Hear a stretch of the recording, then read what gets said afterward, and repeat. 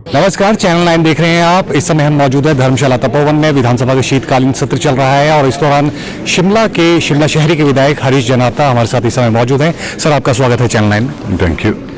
Sir, 1 साल हो गया है कांग्रेस गवर्नमेंट को बने हुए, आपको भी 1 साल विधायक के तौर पे हो गए हैं। क्या देखते हैं कि 1 साल हिमाचल के लिए कैसा रहा है? जैसे अभी हमें 11 तारीख को हमने अपना 1 साल का पूरा एक समारोह मनाया था, तो मुझे लगता है कि जो अचीवमेंट के पॉइंट ऑफ व्यू से जो कुछ हमारे प्रोजेक्ट्स थे और कुछ एक चीज़ तो लाइन हमने काफ़ी वो लाइन में ले आए हैं। और जहाँ तक सरकार की बात है, पूरा प्रयास किया जा रहा है अपने लिमिटेड रिसोर्सेज के साथ, और ख़ास करके जो हमारी ये ट्रेजेडी हुई थी मानसून के दौरान, तो उसको एक स्टेट को पटरी में लाने के लिए काफ़ी प्रयास किया गया है।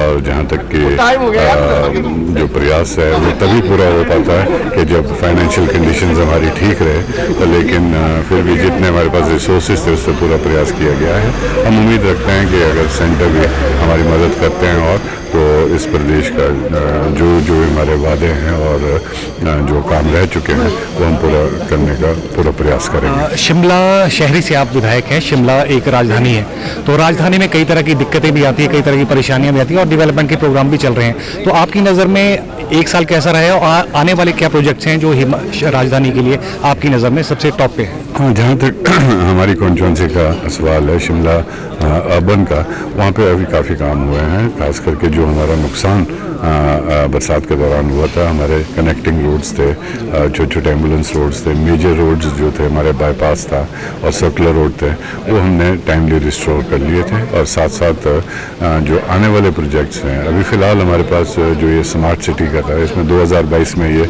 प्रोजेक्ट ख़त्म हो चुका था, पर लेकिन काम अभी मैक्सिमम प्रोजेक्ट्स के लटके हुए हैं, वो कंप्लीट नहीं हो पाया है। तो एक किस्म से हमारे ऊपर एक काफ़ी बड़ा बोझ है और हमारे को कंप्लीट भी करने पड़ेंगे, पर वील ट्राई। हम देखते हैं कि यूडीसी कितने पैसा इसमें और द्वारा मिलता है। सेंट्रल गवर्नमेंट ने तो इसमें मना कर लिया, तो इन प्रोजेक्ट्स को भी कंप्लीट करेंगे। और जो हमने पाइपलाइन में कुछ एक प्रोजेक्ट्स डाले हैं, जैसे आपका भी रोप वे है, और अप्रॉक्सीमेटली 1550 करोड़ का इसमें एक टेंडर हुआ है और वो फाइनल स्टेज पे है। और मुझे उम्मीद है कि 1-2 साल में हम इस रोप वे को भी क्लीन थ्रू कर लेंगे। और साथ साथ जो हमारी ऑगमेंटेशन है पानी की, जो कि पिछली सरकार से लेकर चल रही है, तो उसमें एनहेंसमेंट बहुत हो गई है पैसों की। मतलब वो लगभग 500-600 करोड़ रुपए उसमें एनहेंसमेंट हो गई है। उसका भी प्रोविज़न पूरा कर रहे हैं ताकि उसको भी हम टाइमली कंप्लीट कर सकें। और सेकेंडली जो हमारे वाइडनिंग ऑफ रोड्स है, खासकर सर्कुलर रोड जो है शिमला का, उसको वाइडनिंग के लिए मैं माननीय मुख्यमंत्री महोदय को और पीडब्ल्यूडी मिनिस्टर का दोनों का धन्यवाद करना चाहता हूँ। इसमें हमारा 122 करोड़ का प्रोजेक्ट बना है और इसकी इंस्टॉलमेंट्स आनी शुरू हो गई। अब एक्वायरिंग भी हम शुरू करेंगे और वाइडनिंग भी शुरू करेंगे इसका। एक शिमला शहरी होने के नाते मेरा आपसे एक सवाल था। शिमला शहर में पानी की समस्या, पार्किंग की समस्या और ट्रैफिक की समस्या, जो 3 प्रमुख समस्याएं, इसको लेके आपका क्या विजन है और सरकार से क्या बातचीत हुई है और आने वाले समय में किस तरह का ये प्रोग्राम रहेगा? जहाँ तक पॉइंट वाइज आपने कहा है कि पानी की समस्या में पूरा उम्मीद है कि 2025 तक हम इसकी ऑगमेंटेशन कर लेंगे, जो सतलुज से चल रहा है। फिर हम कमिटमेंट कर सकते हैं कि हम आपको डेली पानी देंगे। और जहाँ तक पार्किंग की समस्या है, पार्किंग की हमारे को काफ़ी प्रॉब्लम्स वहाँ आ रही है। ज़मीन की हमारे पास स्कैर्सिटी है, ज़मीन हमारे पास पूरी मिल नहीं रही प्रोजेक्ट्स के लिए। पर जहाँ पे भी हमारी ज़मीन है, हमने क्लियरेंस लिया, सरकार ने एक ईजी नॉर्म्स कर लिए है फॉरेस्ट से क्लियरेंस के लिए भी, तो हम उसी का फ़ायदा उठाते हुए जहाँ पे भी हमारे को पार्किंग मिलती है, 100 गाड़ी की, 40 गाड़ी की, 20 गाड़ी की, तो उस एरिया में हमने काफ़ी प्रोजेक्ट्स बनाए हैं। और मुझे उम्मीद है कि हम इनको मार्च-अप्रैल तक सारे प्रोजेक्ट्स को शुरू कर लेंगे। और उसमें फंडिंग का भी हमें स्कोप लग रहा है कि हम वहाँ पे अपने फंड्स भी अरेंज कर लेंगे।